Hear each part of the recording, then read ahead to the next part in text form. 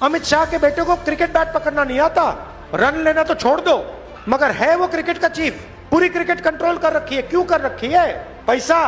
हम चाहते हैं कि अमित शाह का बेटा क्रिकेट को कंट्रोल ना करे, जो क्रिकेट खेलता है वो क्रिकेट को कंट्रोल करे, क्रिकेट का खिलाड़ी क्रिकेट को कंट्रोल करे। इस देश में आजकल बस 50-60 लोग सपना देख सकते हैं। अंबानी के बेटे हो, अदानी के बेटे हो, अमित शाह के बेटे हो, जो सपने देखने देख लो।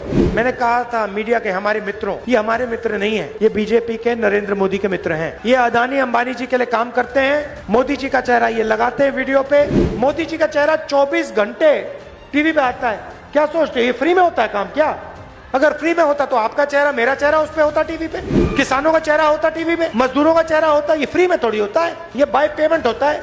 जो पैसा देगा उसका चेहरा जाएगा टीवी पे। मोदी जी दे रहे हैं, बीजेपी दे रही है। पैसा कहां से आ रहा है? अदानी जी अंबानी जी से। उनके पास पैसा कहां से आ रहा है? आपके जेब से। और इसीलिए 24 घंटा मीडिया मुझे गाली देगा। मैंने हरियाणा के बारे में साफ मीडिया के सामने बोला कि वोट चोरी हो रही है।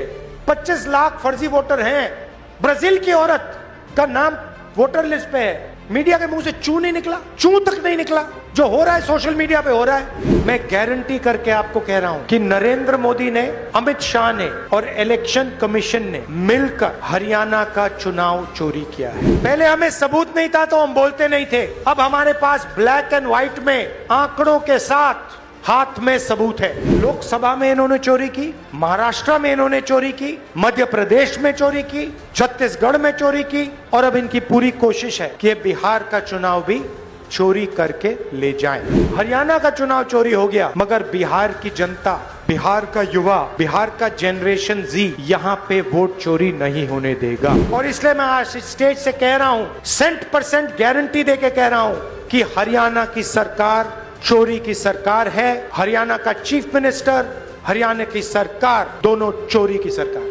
ये चोरी अदानी और अंबानी की मदद करने के लिए, अरबपतियों की मदद करने के लिए, आपकी जमीन अदानी अंबानी जैसे लोगों को देने के लिए, आपके अस्पताल, आपकी यूनिवर्सिटीज, आपकी कॉलेजेस प्राइवेटाइज करने के लिए ये वोट चोरी की जाती है। जीएसटी को लगाई किसान को खत्म करने के लिए, मजदूर को खत्म करने के लिए, छोटे व्यापारी को खत्म करने के लिए, रोजगार खत्म करने के लिए। नोटबंदी क्यों की? वही कारण, छोटे उद्योगों को खत्म करना था, सबको साफ कर दिया, अब रोजगार नहीं मिल सकता। ये फर्क है। हम चाहते हैं कि भैया बिहार का युवा अपने फोन के पीछे देखे, उस पे लिखा हो मेड इन बिहार। नीतीश कुमार, नरेंद्र मोदी, अमित शाह ने बिहार को हिंदुस्तान का मजदूर बना दिया है। बिहार के किसान को लोन नहीं मिल सकता, मगर अंबानी अदानी को लाखों करोड़ रुपए का लोन मिल सकता है, उनका लाखों करोड़ रुपए का कर्जा माफ हो सकता है। मैं आपसे पूछना चाहता हूं, बीजेपी ने बिहार के किसान का कर्जा माफ कभी किया? बिहार के मजदूर का कर्जा माफ किया?